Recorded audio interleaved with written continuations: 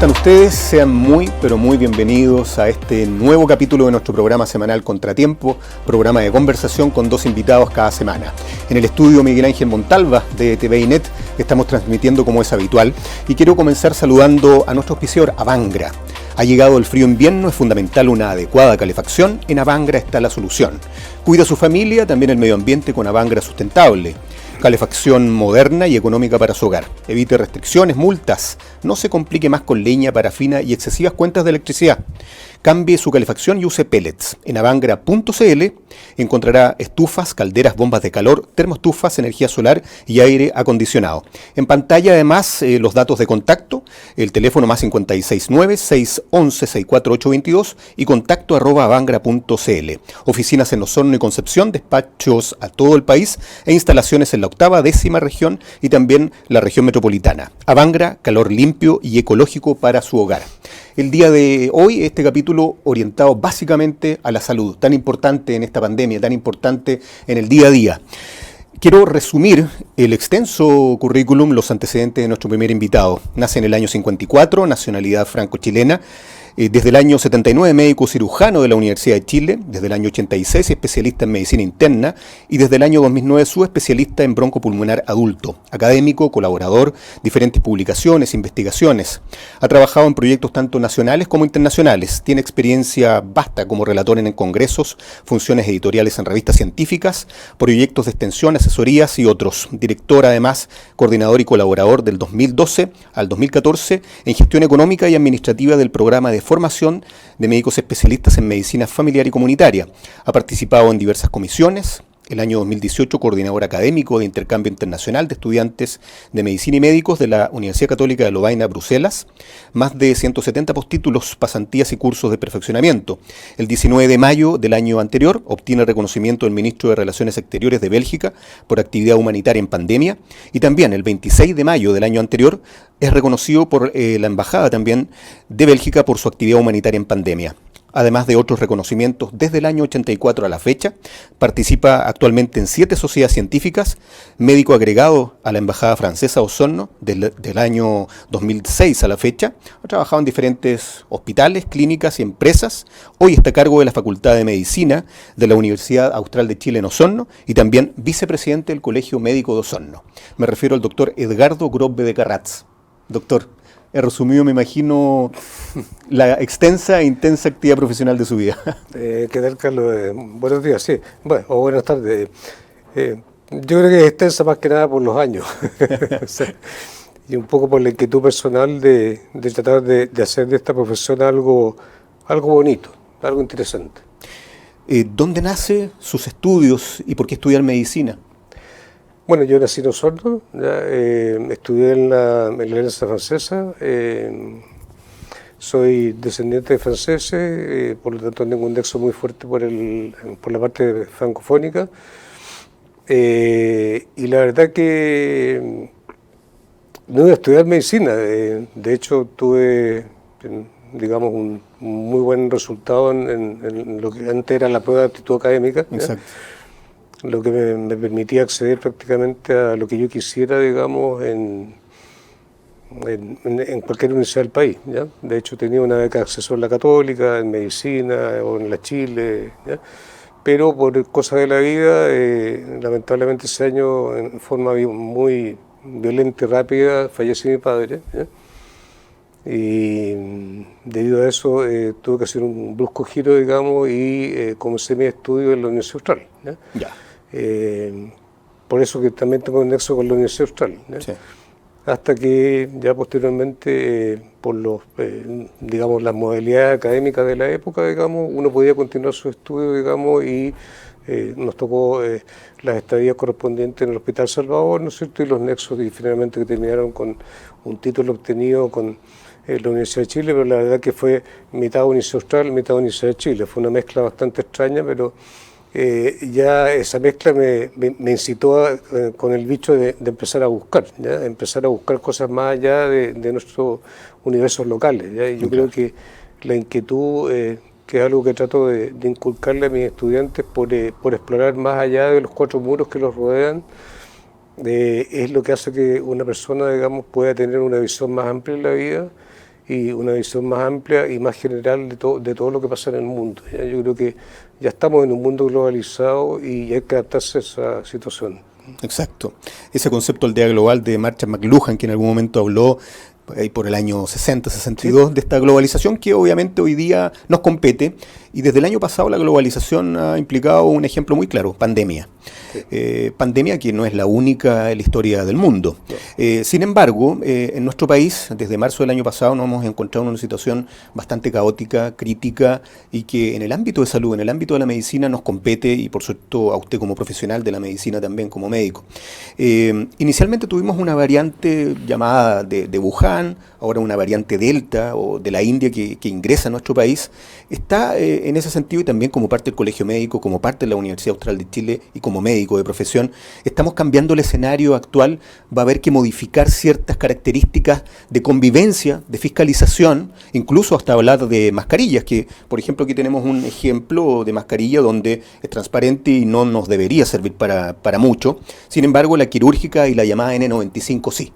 Estoy hablando de varias cosas en una misma pregunta, vale decir, ¿cómo vamos ahora a cambiar este escenario? A ver, yo creo que más que cambiar el escenario, vamos a tener que empezar a convivir, ¿ya?, con una enfermedad que llegó para quedarse, ¿ya? Yo creo que ese es el concepto más importante que la gente lo tiene que tener súper claro, ¿ya?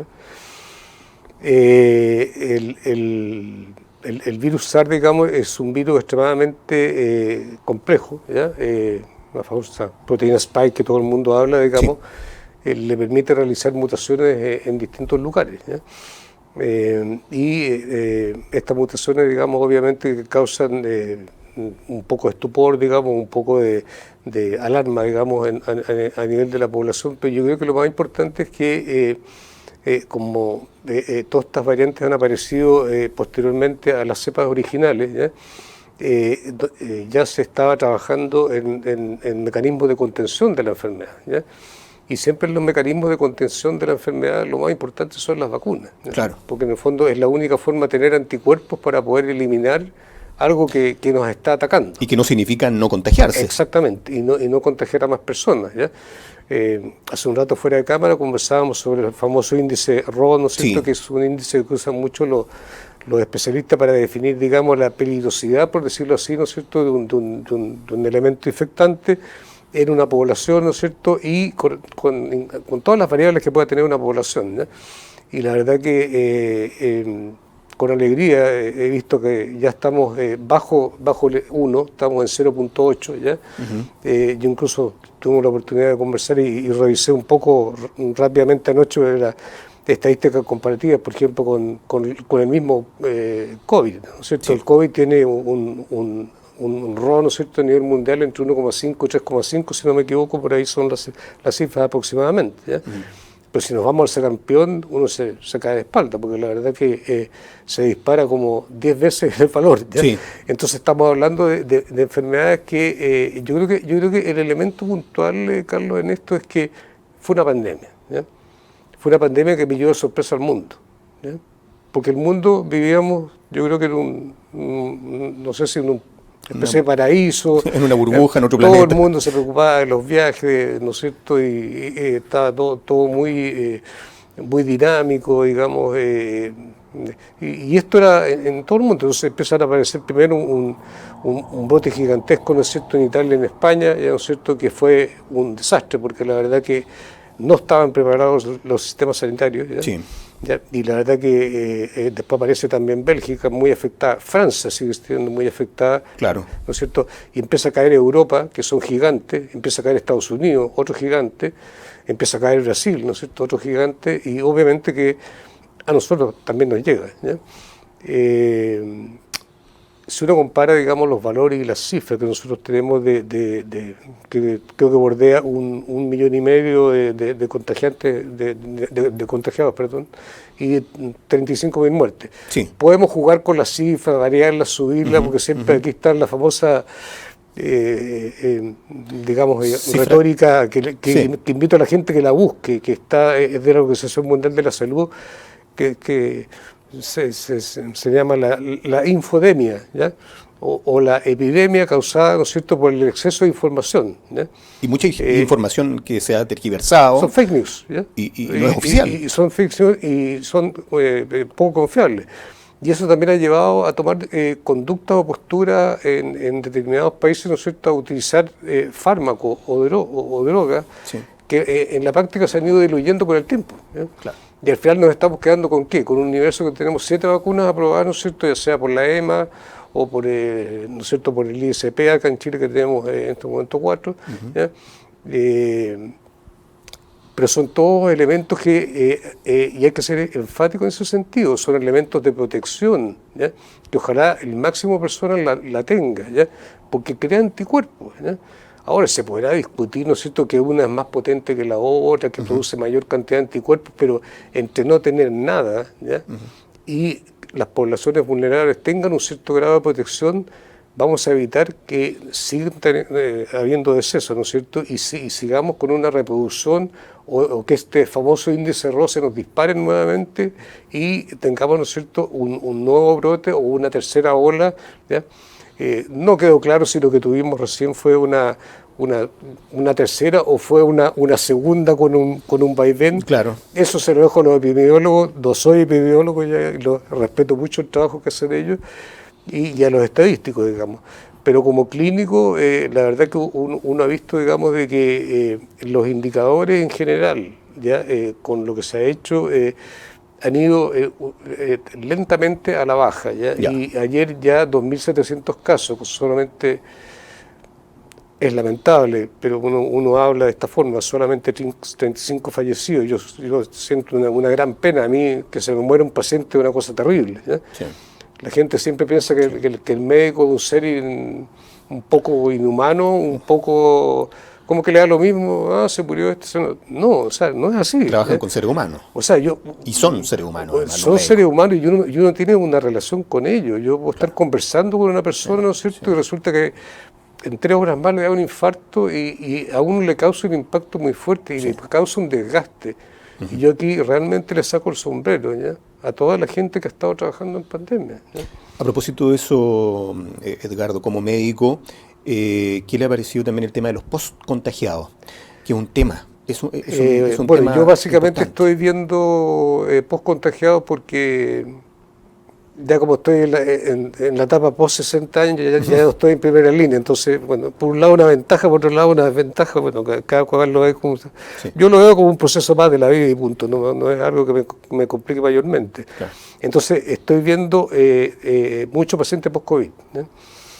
Y la verdad que el paciente post-COVID uno puede evidenciar los distintos efectos que tiene el virus en las personas, ¿ya? Desde efectos pulmonares, ¿ya?, que se ven, ¿ya?, efectos, ¿no es cierto?, por ejemplo, de hipovitaminosis, sobre todo hipovitaminosis D, digamos, que es tremendo, ¿ya?, porque normalmente tenemos indicadores alrededor de 30, 40, digamos, a nivel sanguíneo de vitamina D, y me llegan sujetos, ¿no es cierto?, así como usted mismo, ¿ya?, con 14, ¿ya?, que es un nivel de déficit de vitamina D que produce una serie de trastornos secundarios. ¿Ya? Hay que corregir eso, ¿ya?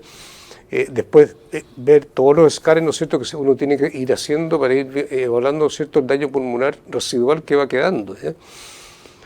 Hablaba con ilustres profesores míos como el doctor Álvaro Undurraga, que del Hospital del Tórax, ¿no es cierto?, que es un especialista en fibrosis pulmonar, que han aparecido ya casos de fibrosis pulmonar, ¿no es cierto?, en pacientes post-COVID, ¿ya? Por lo tanto, eso implica la magnitud y la agresividad de este virus, digamos, para destruir el pulmón, ¿ya? Y muchos no le han tomado la importancia y dicen, no me voy a vacunar. ¿Para qué vacunarse? Vacunarse, y con las diferentes vacunas disponibles en nuestro país, pregunto lo siguiente, ¿ha faltado fiscalización? ¿Ha faltado control? ¿Ha faltado prevención, educación que parte desde la familia también? A ver, yo voy a ser súper honesto. Yo creo que tenemos un déficit a nivel nacional ya en la educación, ¿ya?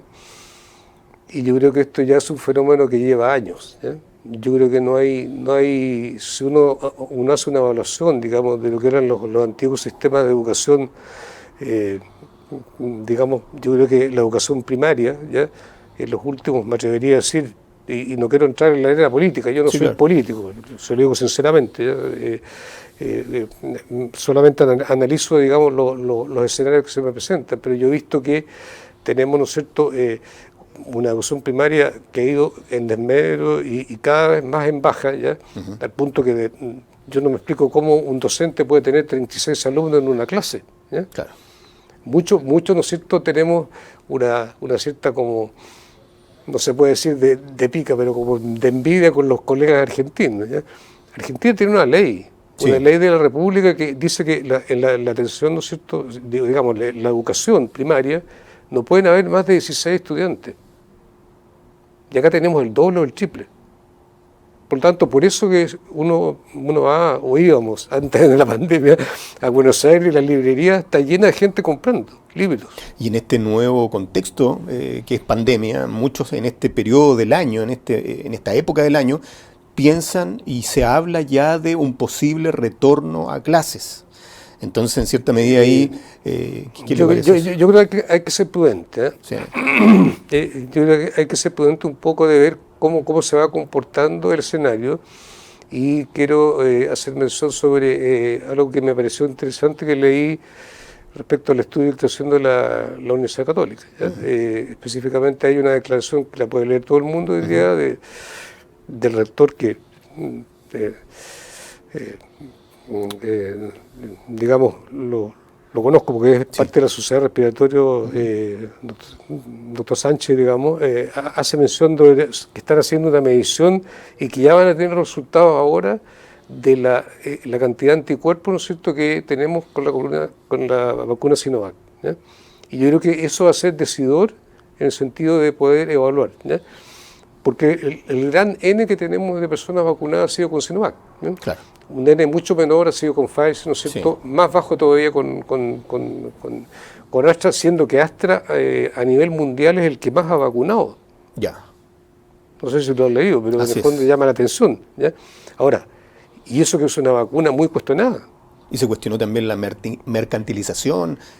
Es que eso es todo un tema. De hecho, si la gente quiere estudiar un poco, es cosa de meterse un poco a EMA, que es el equivalente al ISP chileno, que es la Asociación Europea, y todas estas vacunas que se están utilizando, que fueron unas vacunas que se les dio un fuerte impulso, ¿no es cierto?, ya en fase 3 ser utilizadas, ¿no es cierto?, son vacunas que tienen como una especie de permiso transitorio.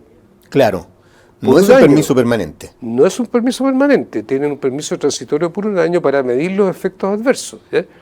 En ese sentido, la Sinovac, yo le digo, no tengo conflicto de interés con ninguna empresa, ni trabajo para ninguna empresa farmacéutica, ¿ya? Pero la Sinovac tiene creo que 0,09%, una cosa así, ¿ya? Las otras en realidad no tenemos la información disponible, ni capaz que la tengamos nunca, ¿ya? Pero ya, por ejemplo, si usted lee el diario Hoy, ¿ya?, este brote que hubo en Australia, ¿ya?, el cual a mí personalmente me produce mucha angustia porque mi hijo está allá. Sí. Y no lo veo desde octubre del 19, le tocó y me dijo, por primera vez entramos en cuarentena. Claro, claro. Hablé este fin de semana con él, ¿ya? Y se produjo, ¿por qué? Porque se filtró un avión, ¿no es cierto?, que venía con mineros, creo que eran, ¿no es cierto?, que habían estado 9 horas en una sala de espera, ¿ya?, y venían con la variante Delta, ¿ya? Claro. Creo que en un día 80 casos, ¿ya? Y cerraron, y ahora hay una cuarentena que afecta a 25 millones de personas que no estaban acostumbrados, ¿ya? Y resulta que vemos que entre lo que dice el ministerio, ¿ya?, y lo que dicen, ¿no es cierto?, los expertos que quieren iniciar una vacunación masiva con Astra, los otros se oponen porque dicen que no es posible por los efectos secundarios, ¿no es cierto?, de carácter trombótico en los menores de 40 años. Entonces, como le digo, hay mucho que tejer en una vacuna no probada como la de la influenza, que ya tiene todo su metódica funcionando, no probada como la rubiola y tantas otras, ¿no es cierto?, que se demoran, no sé, lo normal. Me acuerdo que el rotavirus, que fue un chileno que estudió el tema, se demoró 5 años. Claro. En tener el producto, o creo que fue más que cerca de los 10 años. Entonces, todas estas vacunas son vacunas que están hechas para crear lo más rápido posible anticuerpos y disminuir, ¿no es cierto?, la agresividad de lo que estamos viviendo. Exacto. En ese sentido también podemos hablar hasta de una tercera dosis. Yo creo que sí. Yo creo que el estudio que está haciendo el doctor Sánchez junto con su equipo, con Alexis, digamos, que el experto que tiene un nombre que siempre se me olvida, pero en el fondo se va a llegar a la conclusión que ya aparentemente por las declaraciones hay como una leve disminución, ¿no es cierto?, de la cantidad de anticuerpos. ¿Ya? Entonces eso obligaría a una tercera dosis. ¿Ya? Y vuelvo a insistir, como son vacunas que son, digamos, con un espacio, primero con este primer periodo de prueba termina en diciembre de este año, ¿ya? Y después tienen un segundo periodo de prueba que es un año más, ¿ya? Claro. Y ahí se va a evaluar si son ya vacunas que se patentan y se van a seguir usando, y como le digo, que vamos a tener que vivir con esto igual que la influenza, ¿no es cierto? Vamos a tener de forma endémica los casos, ya, porque se va a hacer el resultado final de todo esto, ¿eh? Vamos a tener que ir usando cada cierto tiempo un refuerzo, ¿no es cierto? No sé si una vez al año, ¿ya? Ahora, de todas las vacunas, hay dos que son solo monodosis. Está la CanSino, ¿ya? Y está la de Janssen, ¿ya? Que son o Janssen Johnson, digamos. Que son vacunas que aparentemente tienen una condición distinta, digamos, por el tipo de vacuna que se fabrica. Ya no vamos a entrar en detalles técnicos, digamos, pero son vacunas, digamos, de distinto tipo. Usted es vicepresidente del Colegio Médico Osorno, doctor. Pero a nivel nacional hay un colegio médico central, por llamarlo, nacional, y cada región, cada zona tiene sus diferentes gremios también asignados. Hay ciertas propuestas que entregó el Colegio Médico hace poco al gobierno respecto a la pandemia, respecto a modificaciones al plan paso a paso. ¿Cuál es su postura respecto a cómo lo ha hecho el Colegio Médico en definitiva y la visión de Osorno versus la visión nacional? Mire, yo creo que en el fondo, digamos, yo leí y de hecho lo tengo impreso, digamos, lo he leído varias veces, y la verdad que es un documento que está bien elaborado, ¿ya? Pero que muchas de las cosas que están acá ya en cierta forma se han ido haciendo, ¿ya? Se han ido haciendo, a lo mejor no digamos, con el ordenamiento y con la modalidad que está planteado acá. Pero sí, por ejemplo, acá hay algo que a mí personalmente no me satisface mucho, esto de cerrar o de entrar en una burbuja de 3 semanas. Creo que los argumentos no me parecen lo suficientemente sólidos. Puede que esté equivocado. ¿No sería la solución una cuarentena nacional? Yo creo que las cuarentenas ya pasaron su ciclo. Yo creo que ya pasaron su ciclo. Sí. Ahora, lo que sí tenemos que hacer es que la población, ¿no es cierto?, tome conciencia de que esta es una enfermedad, ¿no es cierto?, que si no se toman las precauciones. Veía anoche, ¿no es cierto?, fiestas en todas partes, sin aforo, sin nada, ¿ya? Vamos a tener esa irresponsabilidad. Irresponsabilidad total. Anoche mostraban en televisión, digamos, ¿ya? Una situación que pasó en España, ¿ya? En las Islas Baleares, creo, ¿ya? Que hubo una fiesta, ¿no es cierto?, de término del año escolar, ¿ya? El resultado, 1000 infectados, 1000. 245 los metieron en un hotel a la fuerza, no les preguntaron nada, a la fuerza, pum. Medida tajante. Medida tajante, ¿ya? Vuelvo a Australia, ¿ya? En Australia usted le hace una PCR, ¿ya? Y usted le lleva automáticamente a su teléfono un uniforme que dice, ¿no es cierto?, que usted tiene una PCR, por lo tanto es sospechoso, ¿ya? Así que no puede salir mientras no llegue el resultado. Si usted es en la calle, ¿no es cierto?, lo atajan, lo controlan, ¿ya? Tiene que pagar una multa de $10.000 australianos. Y la paga ahí. Entonces, ¿a qué es lo que voy? Yo creo que la fiscalización, ¿ya?, es probablemente el elemento que quizás se podría haber hecho mejor, ¿ya? Un carácter más punitivo. Exactamente, o sea, yo creo, yo invito a cualquier persona, por favor, vayan a los supermercados, vayan a cualquier parte, y los termómetros y las cosas que se han colocado, a lo mejor de muy buena voluntad. ¿Ya? Llama mucho la atención que hay personas que utilizan los buses interprovinciales Sí. y hay una persona que al ingreso, en el acceso de esos buses, le toma la temperatura como si esa fuera la forma de tener claro si la persona tiene o no COVID. Exactamente. Me llama mucho la atención. Bueno, lo que pasa es que es lo que estoy tratando de explicarle. En Claro. el supermercado, yo no sé si revisan los equipos, o sea, se da cuenta que hay mucha información, desinformación. Se hacen cosas, ¿no es cierto?, tratando de evitar que tengamos problemas, ¿no es cierto? Pero aún así tenemos brotes acá en supermercados grandes, no voy a dar nombre Claro. porque no quiero pelear con Sí, nadie, sí, claro. ¿ya? O sea, significa que el mecanismo de control no está funcionando bien. ¿Ya? Sí. Entonces, volviendo al tema de la pregunta del Colegio Médico, yo creo que gran parte de las cosas se hicieron. No nos olvidemos, y quiero un poco enredarlo con el tema de Bélgica, que conozco muy bien, con el Hospital de Saint-Luc que trabajamos, ¿ya? Y que tenemos, digamos, el honor de haber sido reconocidos debido a un intercambio ya con cerca de 30 médicos de Osorno que han ido a Bélgica a trabajar, y lo cual me ha tocado coordinar, digamos, con colegas de allá. Ellos, por ejemplo, tienen una cantidad de respiradores, ¿no es cierto?, que no cambió en la pandemia, no aumentaron. El hospital, en Bélgica tienen cerca de 2.000, 2.100 camas críticas y las mantuvieron. Claro.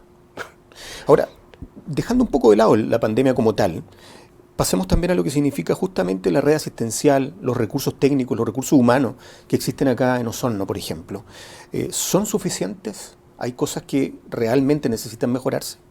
A ver, yo creo que, y vuelvo a insistir, o sea, yo me saco el sombrero con la gente que ha trabajado, porque la verdad que tanto en el hospital como en la APS, hospitales periféricos, consultorios, se han sacado la mugre. Ya. Se han sacado la mugre, ¿ya? El personal está agotado, ¿ya? Física 24/7, física y 24/7. mentalmente, ¿ya? De hecho, hay una publicación reciente de la Organización Mundial de la Salud que hace referencia, ¿no es cierto?, a que cómo se debe hacer, ¿no es cierto?, para que no se sature la red sanitaria y el personal que trabaja, ¿ya? Eso lo puede buscar, digamos, porque ahí es muy interesante. Dice que cada tantas horas tienen que tener tantas horas libres, cada tantos días de trabajo, tantos días libres. Se habla también de la compensación económica que significa, ¿no es cierto?, estar sometido al estrés, porque realmente, Carlos, yo diría que si algo a uno lo afecta como directamente, porque uno está enfrentado todo el día para paciente COVID, es trabajar con miedo. Es estresante. Porque digámonos honestamente, yo no tengo 30 años. ¿Ya? O sea, gracias a Dios no tengo patología importante, pero todos los días viendo pacientes COVID, ¿ya? Yo digo, ¿qué grado de anticuerpos tiene? Algunos vienen sin vacuna, ¿ya? Otros vienen recién saliendo de haber estado, no sé, 2 meses en el hospital, intubados, con infecciones severas, ¿ya? Entonces, yo creo que todo eso se va acumulando, y probablemente Marcela, que viene más rato, va a hablar de salud mental. Sí, vamos a hablar con ella. Yo nunca en mi vida he tenido que dar mayor cantidad de benzodiazepinas. ¿Ya? Yo no soy psiquiatra y trato de usar lo mínimo posible, pero la gente me las pide porque no puede dormir, ¿ya? Tiene angustia, tiene miedo, tiene qué va a pasar con el futuro, ¿ya? Claro. Y más encima físicamente no están bien, Exacto. porque no solamente se afecta el pulmón, Sí. hay pérdida de masa muscular. Una persona de más de 15 días, ¿no es cierto?, tiene osteoporosis o osteopenia, dependiendo de la edad que tenga, y tiene atrofia muscular. Claro. Y no pueden volver a trabajar, ¿ya? Tienen que estar con teletrabajo y tienen que estar con kine, ¿ya? Permanente, tratamiento kinésico. Hoy día Sí. la kinesiología va a cobrar una importancia, y de hecho hay un programa nacional. Yo trabajo con un grupo de respiratorio acá, Sí. con 2 colegas más, con el doctor Luis Chorce y con el doctor Francisco Cano, digamos, y con una kinesióloga, con Bárbara Ramos, digamos, que estamos implementando, digamos, un programa que ya es nacional de rehabilitación de los pacientes COVID. ¿Ya? O sea, cómo lograr que esta persona se recupere físicamente, cosa que de ahí nazca, digamos, una recuperación mental. Porque si yo me siento débil y me siento frágil, más débil me voy a sentir mentalmente. Solo nos quedan un par de minutos, doctor. El tiempo es oro acá y nos llamamos contratiempo como programa por lo mismo, pero no puedo dejar de preguntarle, como está a cargo de la Facultad de Medicina de la Universidad Austral de Chile, aquí en Osorno, ¿Cuántos egresados van? ¿Se estudia medicina también en Osorno? Yo tuve aquí también en este mismo programa al rector de la Universidad de Los Lagos y está diseñando con la Universidad de Chile tener en algún momento, y así esperamos también, una facultad de medicina en la Universidad de Los Lagos. Sin embargo, la Universidad Austral de Chile ha hecho un camino también hasta ahora importante en ese sentido. Bueno, nosotros comenzamos el año 2000, ¿ya? Con un proyecto piloto que fue ordenar actividad que ya llevaba desde el año 1975, si mal no recuerdo, en que comenzaron a llegar internos tímidamente que venían a hacer pasantías. Y el año 2000, en esa época era jefe de servicio de medicina en el Hospital Baso Osorno, se me llama Valdivia y me dice si quiero participar en este proyecto y ordenar. Entonces partimos primero con un ordenamiento que fue entre el año 2000 y el 2002. De ahí vino un periodo ya en que se crea oficialmente, digamos, y se presenta a la comunidad hospitalaria de Osorno, digamos, se presenta este proyecto y es aceptado, digamos, en un consejo ampliado. Me acuerdo que estaba la doctora Curar, Isabel Curar era la directora de salud, y se aceptó, ¿ya? Por lo tanto, se abrieron las puertas que el Hospital de Osorno, más que asistencial, sea docente asistencial, ¿ya? Y se comenzó a reclutar docentes que al principio eran menos, pero hoy día ya son 80 médicos que trabajan en docencia, ¿ya? Además de las labores asistenciales, ¿ya? En este momento tenemos aproximadamente, si mal no recuerdo, con los que están saliendo ahora, cerca de 150 egresados acá. Bastante ya. ¿Ya? En prácticamente 11 promociones, ¿ya? Lo cual es un trabajo enorme, ¿ya? Ellos no comienzan de cero acá. No. Vale decir, comienzan en Lo que Valdivia. pasa es que el modo que se creó, me ha tocado trabajar con varios decanos, ¿ya? A lo mejor es porque soy Capricornio, que soy porfiado, que estoy esto en el cargo, me da un poco risa, pero la verdad es que he tenido la suerte de estar con el decano, con el doctor Klaus Grop, después con el decano, el doctor Mario Calvo, después me tocó con el doctor Flores, ¿no es cierto? Después el doctor Ortega, ahora otra vez el doctor Flores, y la verdad es que con cada uno de ellos he aprendido, ¿ya? Pero hay un detalle que la gente desconoce, que el primer director de la escuela del campo clínico Osorno fue el doctor Julio Montt. Ah, mire qué bien. Y yo trabajé con él un año, y aprendí mucho de él, así que yo la verdad ¿Fue su mentor? Yo diría que sí, yo creo que me enseñó muchas cosas que han sido muy útiles, digamos, en otras cosas de vida. Entonces yo creo que la experiencia ha sido una experiencia buena, ¿ya? De hecho, nuestros egresados, hay muchos que son ya especialistas y están trabajando como especialistas en Osorno, ¿ya? Tenemos en la clínica alemana, en el hospital, en distintas partes.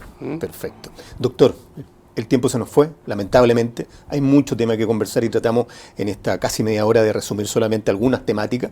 Quiero agradecerle la disposición, el tiempo y, lógicamente, la honestidad también para responder estas preguntas en esta entrevista a través de TVNet. No, al contrario, yo le agradezco a ustedes y vuelvo a repetir. Yo lo único que pido es que la gente se informe, ¿ya? Que la gente se vacune. Su ¿ya? cámara, doctor. Que la gente se informe, ¿ya? Pero se informe de forma correcta, ¿ya? Mediante noticias, ¿no es cierto?, de que vienen por un WhatsApp o por una cosa cortita, ¿ya? Y que por favor el programa Vacunación es un programa que es efectivo, es un programa que previene, es un programa que ayuda, ¿ya?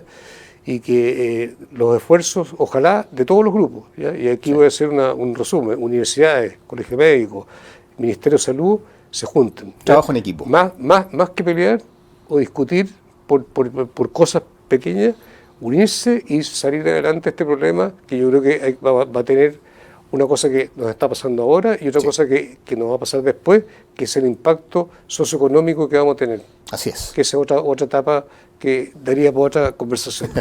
Muchas gracias. El doctor Edgardo Grope de Carratz, nuestro primer invitado en el programa de hoy de Contratiempo. Muchas gracias, despedimos al doctor y usted quédese con nosotros. Hacemos una muy breve pausa con nuestros auspiciadores y ya continuamos con una invitada también que tiene que ver justamente con salud mental. Así que quédese con nosotros a través de TVNet, Contratiempo. Ya volvemos.